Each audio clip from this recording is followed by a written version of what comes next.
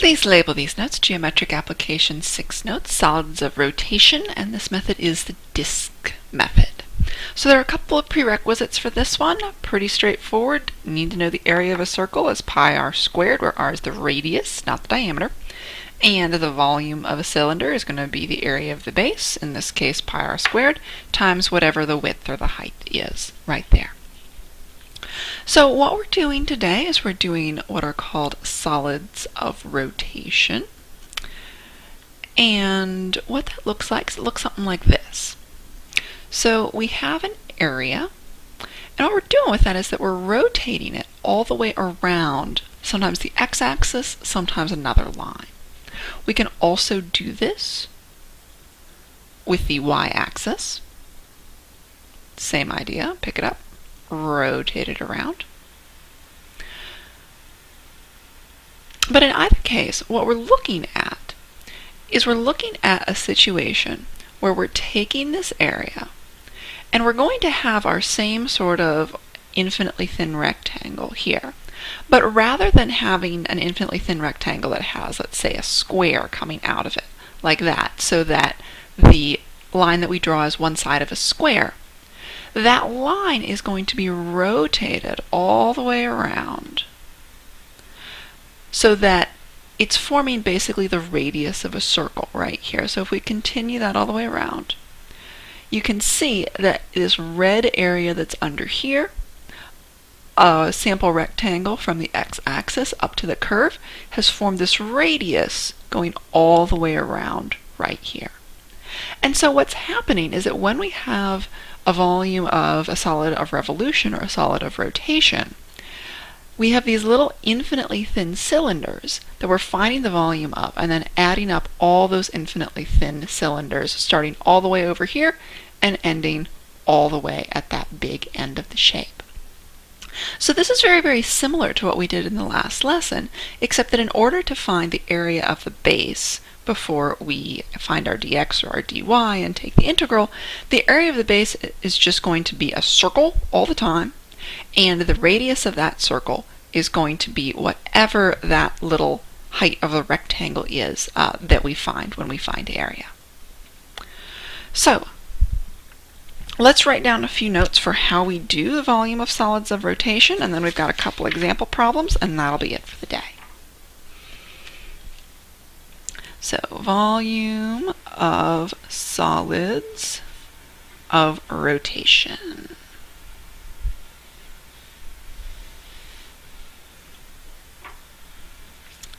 So these are created by rotating a shape around an axis. These are actually really useful for things like curvy table legs that you'll see, where they're the same if you rotate them all the way around.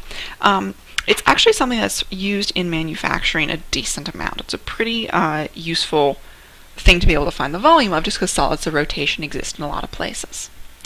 The first thing we're going to do is we're going to draw the area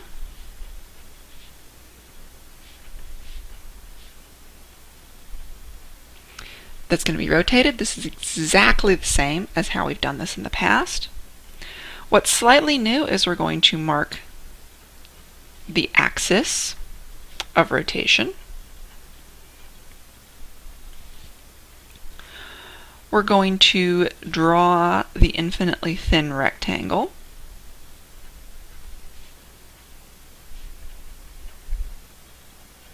It's always going to be perpendicular to the axis.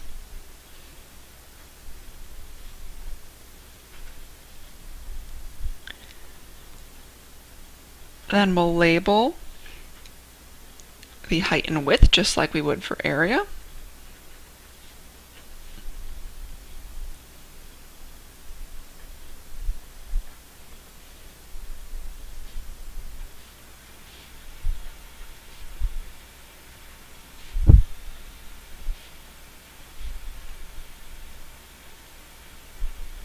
We'll set up our start, stop, and dy, dx.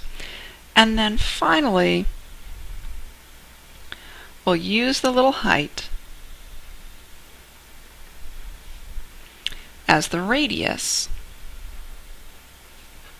for the area of the base.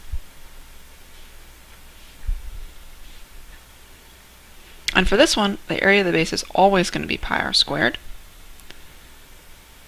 In the equation, volume is the integral from whatever the starting value is to the stopping value, area of base times width. Again, this width is still dy or dx. So let's start off with a sample problem. First, we're going to find the volume of the solid formed by rotating the area bounded by the line y equals 3x, x equals 1, and the x-axis. We're going to rotate that area around the x-axis. So let's start by drawing that.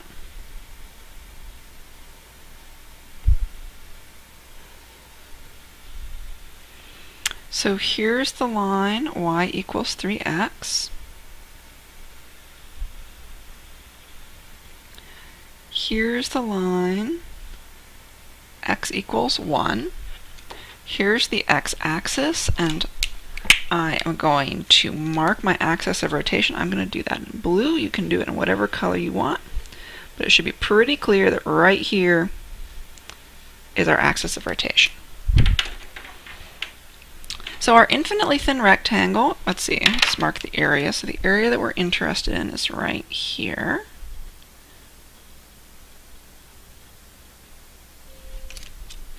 And our infinitely thin rectangle has to be perpendicular to what we're rotating. So there we are.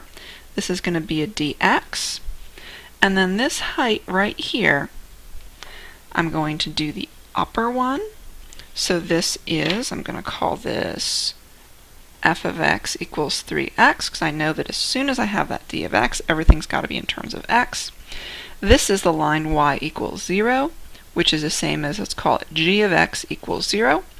So this height right here is the top one, which is 3x, minus the bottom one, which is 0, or just 3x. So now that I've got all those labeled, let's see what I'm doing with it.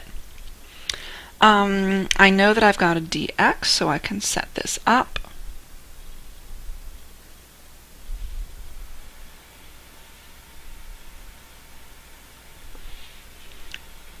That means my starting value has to be an x. This is where x is 0, we can see. This is where x is 1. And now all I have to do right here is I have to figure out what's in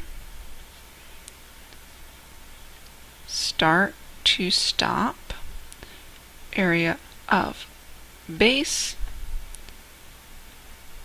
times the width. Just have to figure out what's in the area of my base. And in this case, remember, it's not that there is a circle on top of this, that this is being used as the radius of a circle, that we're going to sort of rotate it around. And you don't have to draw this, but I'm going to draw this over here just for those of you who like pictures. So basically what's happening with this is that this is all turning into something that looks kind of like this. If we've got the x-axis here, we've got this basically this shape that's being rotated around. This is being picked up, this line's being picked up, it's being rotated around the x-axis, and so is every single other rectangle. So like up here we've got this big rotation around, so that we basically have this big cone where each circle has a radius from here to here in the area that's being worked with. And we can see that the cross-section, the area of the cross-section is just going to be pi r squared, the area of a circle, with this distance right here being the radius. So we go ahead and fill that in just like it says. So area of base is pi r squared. R is this, so we have pi 3x squared. We can take that, plug that into our calculator, find that value. This one, of course, you could do by hand as well, but since the friendly calculator is sitting right here, we might as well do this. Pi, make sure in parentheses, 3x parentheses squared, comma x, comma 0, comma 1, 9.425.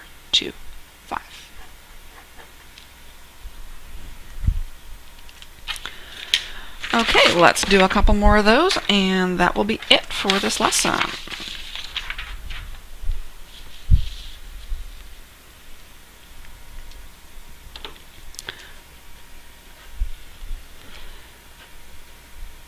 Find the volume of the solid created by rotating the area bounded by the line y equals 1 and y equals x squared around the line y equals 1. So area bounded by, first thing we're going to do is we're going to draw that. There's y equals x squared. Here's the line y equals 1. So we're talking about this area right here.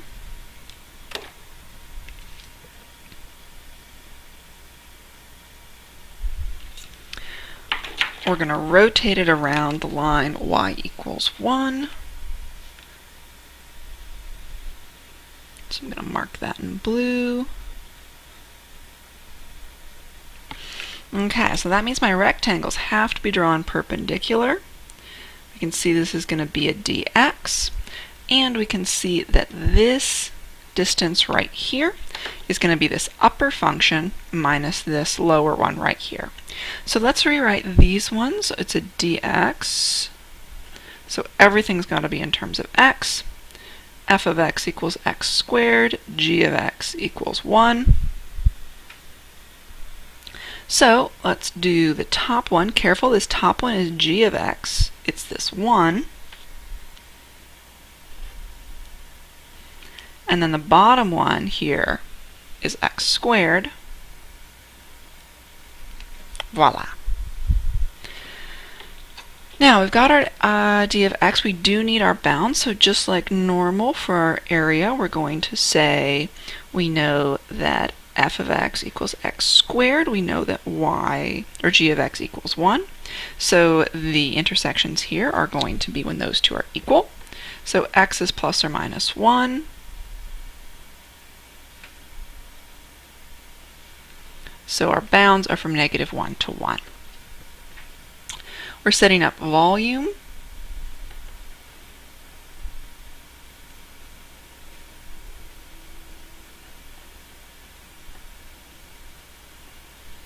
So we're looking for that area of the base. We know that this is a solid of rotation, so this is being picked up and rotated. So if you want to draw that out, you don't have to. I like to. What this is going to end up looking like is it's going to end up looking like we've got this area kind of right here.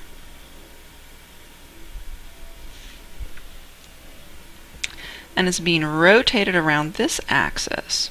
So basically we're just picking this up and we're rotating it all the way around and doing the same thing down here and the same thing down here and the same thing up here and so on. So we basically get this little curve where we have a whole bunch of circles. We can see then that the cross section is a circle with a radius. That's the distance from the axis to this f of x equals x squared. So this little red part here is the radius. So we can do pi 1 minus x squared squared. Again, that's most easily done in the calculator.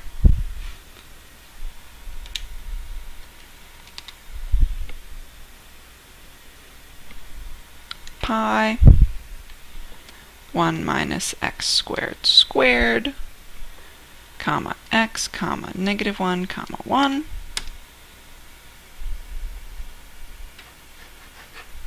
Ta-da!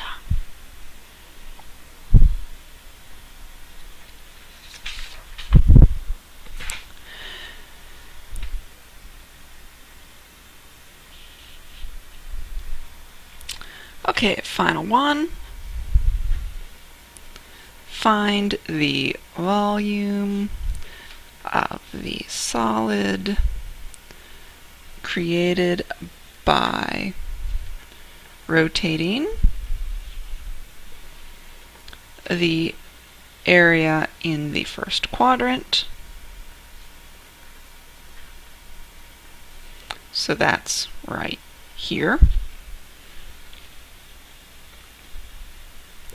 Bounded by y equals x squared, y equals 2, and the y-axis. So that's our area. It's going to be rotated around the y-axis.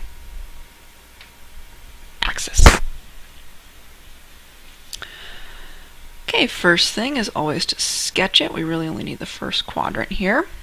Y equals x squared. That's this shape. We're only in the first quadrant, so I don't need to draw this other side. Y equals 2. That's just a horizontal line like that. And the y-axis, it's going to be rotated around the y-axis. So this is the line x equals 0. Here's our area. We have to draw our rectangles perpendicular, so this is dy because it's going up and down. As soon as I see that, I know that if I've got dy here, everything else has to be in terms of y. I know that x is f of y equals 0. This is already a y. This one, though, I'm going to have to switch. So y equals f, I already used f, let's call it g of y squared. I'm going to take the square root. G of y equals square root of y. This is all up here. It's getting a little bit hard to see, but anyway, that's all that. So with that, I can set up. I can see that right down here, my starting y value is 0. I have to figure out where the intersection point is here. I can see there's an intersection between y equals 2. Actually, I don't even need to find the intersection. This says y equals 2. That must be where I stop. So no need to even find the intersection here.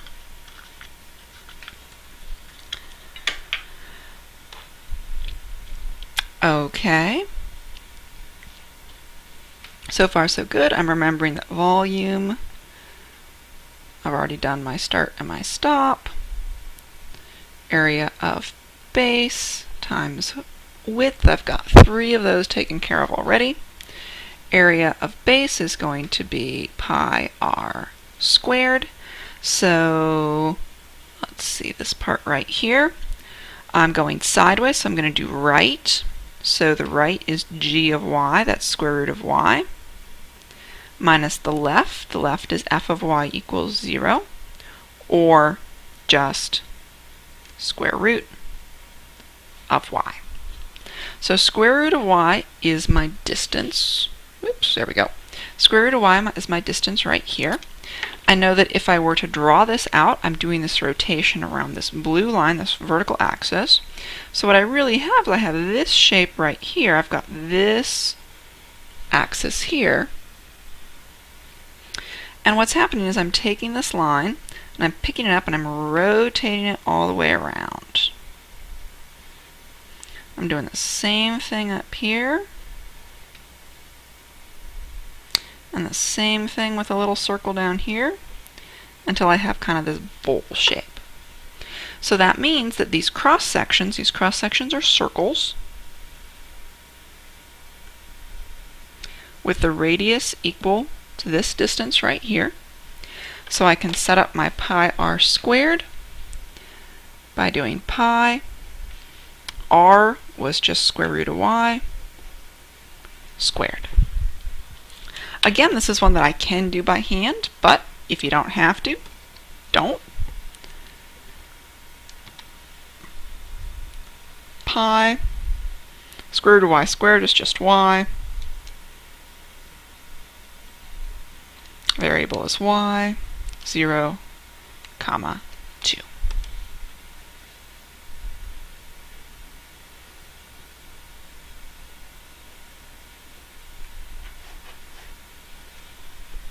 And there we go. This concludes Geometric Application 6 notes.